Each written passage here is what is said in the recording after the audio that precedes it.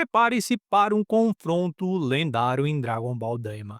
Goku encara um desafio como nunca visto antes. De um lado, um implacável Tamagami, o guardião da esfera do dragão. Do outro lado, nosso herói empunhando a sua força e determinação inabalável. Será que Goku conseguirá superar esse adversário e avançar em sua jornada? Um combate que promete estremecer o reino dos demônios. Fala galera, eu me chamo Galk e sejam bem-vindos ao Playzone, o meu, o seu, o nosso canal. Você não vai querer ficar de fora, né?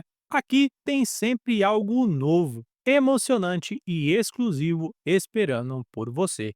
Mas só quem se inscreve no canal e ativa o sininho recebe as notificações e fica por dentro de tudo em primeira mão. Então não perca tempo, se inscreve agora, ative as notificações e garanta que você não vai perder nenhum momento épico. É claro, deixa o like, porque isso mostra que você está junto com a gente nessa jornada incrível. Bora fazer parte dessa grande comunidade. A luta entre Goku e o Tamagami começa de forma frenética. O Tamagami, com incrível agilidade e força, tenta acertar o prego do Goku.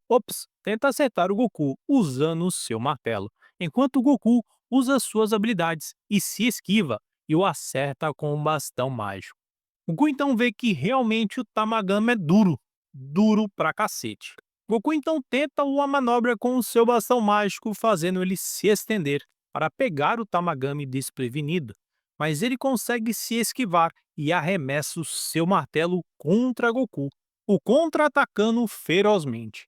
Goku então se esquiva do martelo, achando que o Tamagami sem o martelo estaria desprotegido, mas o Tamagami então consegue invocar o seu martelo e o trazer de volta. Essa cena me fez lembrar muito bem o Thor chamando seu Mjolnir. A luta fica intensa, Goku e o Tamagami trocam golpes poderosos. Ao mesmo tempo, ambos se estudam. Goku sempre tenta achar um ponto fraco no Tamagami. Tenta o derrubar, mas é contra-atacado e se esquiva por muito pouco de um soco poderoso. E é nesse momento que o Tamagami elogia Goku, o dizendo nada mal. Vemos que realmente o Tamagami ele tem personalidade própria, né? Enquanto Goku e o Tamagami lutam ali naquela arena, a gente vê que Pansy, Glória e Kaioshin estão vendo a luta de fora. Mas não é só eles que estão vendo a luta. O povo da vila todo veio ver a luta entre Goku e o grande Tamagami. E a gente vê que o Kaioshin até fala que Goku já se acostumou ao ar da atmosfera do Daimakai, fazendo Goku se mover muito melhor e assim conseguir ter os melhores reflexos. Então vemos que o Tamagami usa uma de suas habilidades. Ao ver essa habilidade, pode ser ali uma telecinese, né? A telecinese é a capacidade de mover ou manipular, abalar ou exercer força sobre um sistema físico sem interação física, apenas usando a sua mente. Já que ele a usa contra Goku, tentando fazer com que um martelo esmague Goku de longe, né? Enquanto o Goku ali usa o seu bastão mágico para suportar o peso do esmagamento do martelo. Então, vemos que nesse momento Goku terá que começar a lutar a sério com todas as forças. Vemos então o brilho no olhar de Goku e o momento de fúria faz renascer o guerreiro, o Super Saiyajin. Goku facilmente joga o martelo do Tamagami para longe.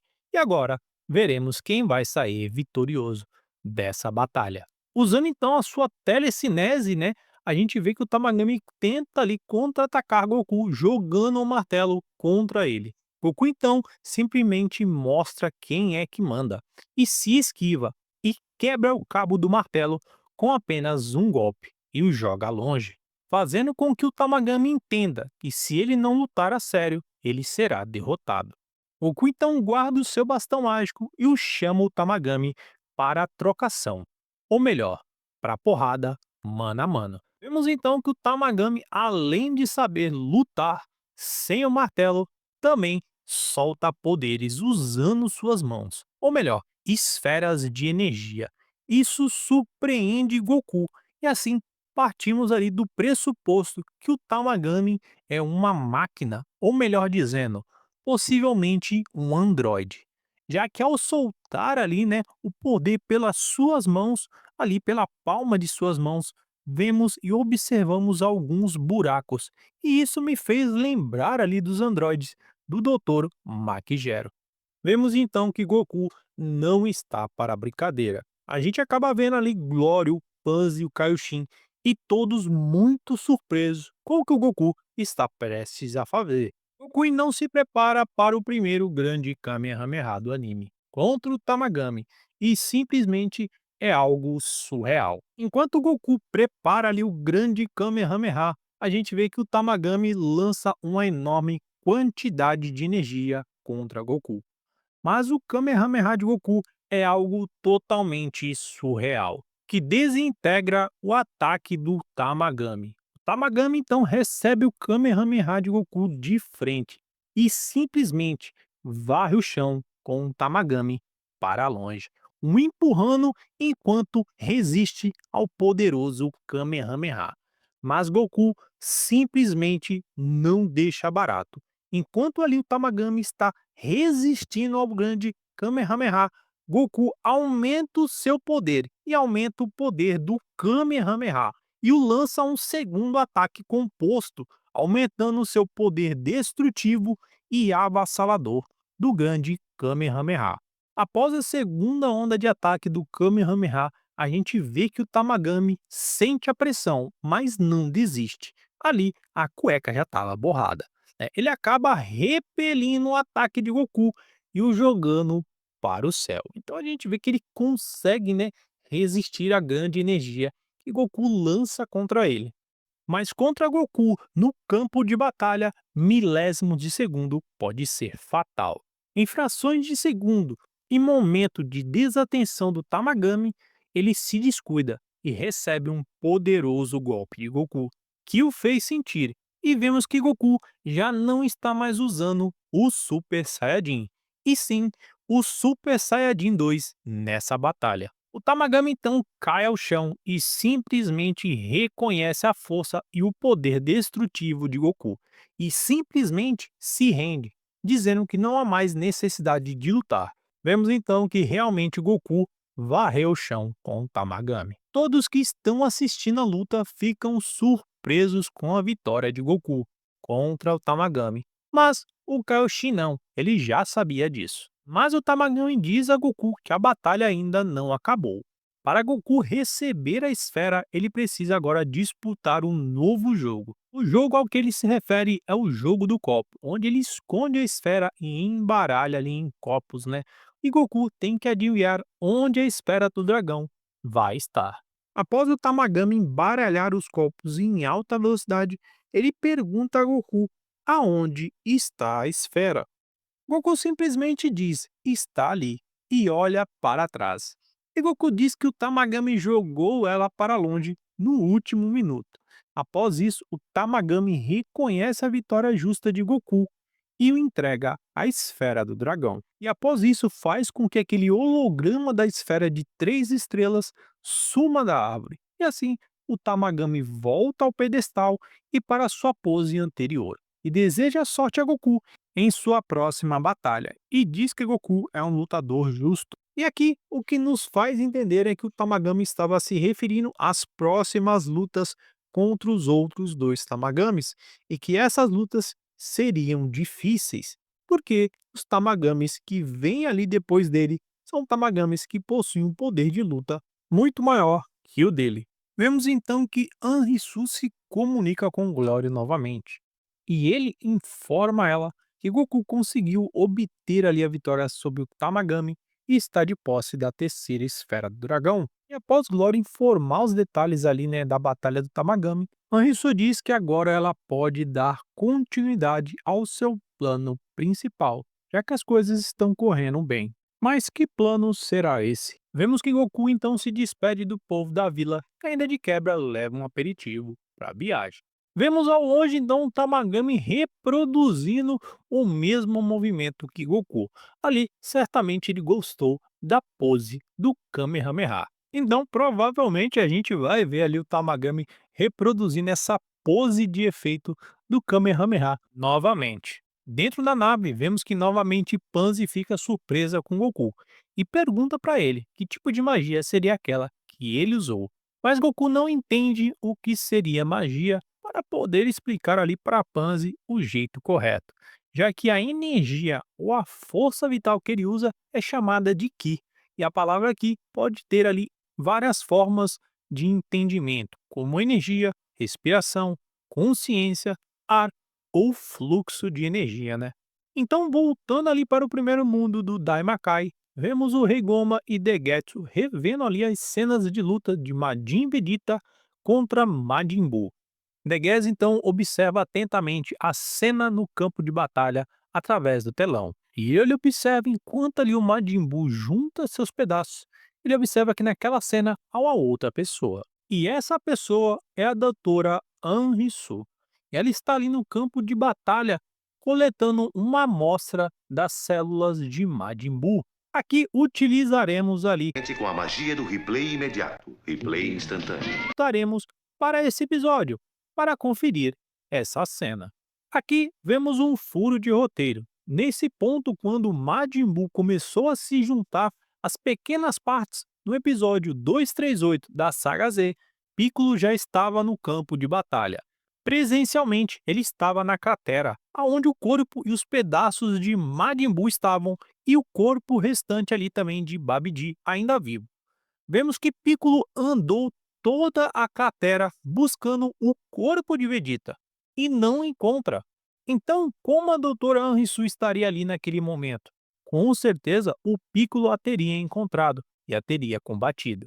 Aqui vemos que essa cena foi modificada para colocar a doutora Anrisu dentro do contexto e termo de um ponto criado na trama. Agora, o que poderia ter sido feito para melhorar essa cena, ela ter ido ao campo de batalha antes do Piccolo chegar lá. Aí sim, seria correto, já que o Piccolo demora para chegar ao campo de batalha. Faltou aqui um feeling para elaborar melhor essa cena. Já que no episódio 238 a gente vê que o Piccolo consegue ver ali, né, as partes do Buu se juntando em 5 Buus menores e depois as 5 partes se juntando em um só. E na cena em que Degetsu e o Rei Goma vê, o Buu está se juntando em apenas uma e a gente vê ali a doutora Risu. Então a gente vê que no episódio 238 o Piccolo vê ali eles se juntando e naquele momento a gente vê que o Piccolo acaba fugindo rapidamente, ou melhor, ele se evade do local devido ao Buu ser muito perigoso. Então, realmente, há um furo no roteiro que não foi muito bem elaborado. Vemos então que a doutora Risu está em um lugar remoto, longe do castelo. E lá ela se encontra com um outro Madin, chamado Marba. Então vemos que aquela Madin ali, ela é uma Madin que usa magia, né? Então vemos que a Anrisu deu a Marba ali o fragmento da célula de Majin Buu e ela está cozinhando as propriedades dessa célula de Majin Buu em um caldeirão. Basicamente, ela está extraindo ali as particularidades mágicas ali da essência daquela célula. E vemos que Anrisu está planejando criar um Majin com as células de Majin Buu. Vemos então que após a mistura daquele líquido no caldeirão, ela diz que está pronto. Ele coloca aquele líquido em um receptáculo que está fora de sua casa e ali no chão. Anrisu então nos revela que Marba foi a criadora de Majin Buu, ou melhor, de Buu, e ela refuta, dizendo que não foi ela, e sim o mago Bibidi, o pai de Babidi, que criou Majin Buu. Anrisu então enfatiza e diz que Bibidi nunca teve tal habilidade de criar um outro Majin. Aqui podemos entender então que os Majins ali, eles são entidades mágicas e que podem ser criados. Isso então complementa, ela diz que o Babidi foi até a Marba para poder criar tal ser, acabou colocando o reino dos demônios em caos, eliminando vários demônios, inclusive muitos Glindijins. Após a fala, Marba diz que Anrisu deve colocar um pouco ali do seu gene no caldeirão, para que as suas informações genéticas façam com que o Majin reconheça Anrisu como seu criador. fazendo com que ela siga suas ordens. Então, vemos no caldeirão brilhar um brilho intenso, que aos poucos acaba se apagando. A gente vê que após isso, não acontece mais nada. Maraba diz que Anrisu tem que tomar cuidado, que o Rei Goma é muito poderoso. Mas Anrisu então revela que o seu plano está decorrendo conforme o planejado e que se algo der errado, ela poderá usar as esferas do dragão. Então, o plano ali de Anrisu é se tornar a governante do reino do Daimakai. E para isso, ela está criando um outro Majin. Ou melhor, ela está criando um soldado para combater o Rei Goma e tomar o poder. Trocando de cena, a gente vê que o Rikadan acaba ligando para Hibs para informar que Goku derrotou o Tamagami e que está de posse da Esfera do Dragão. Vemos que agora o reino está em festa e comemorando. Piccolo, Vegeta e Bulma acabam ficando muito surpresos com isso.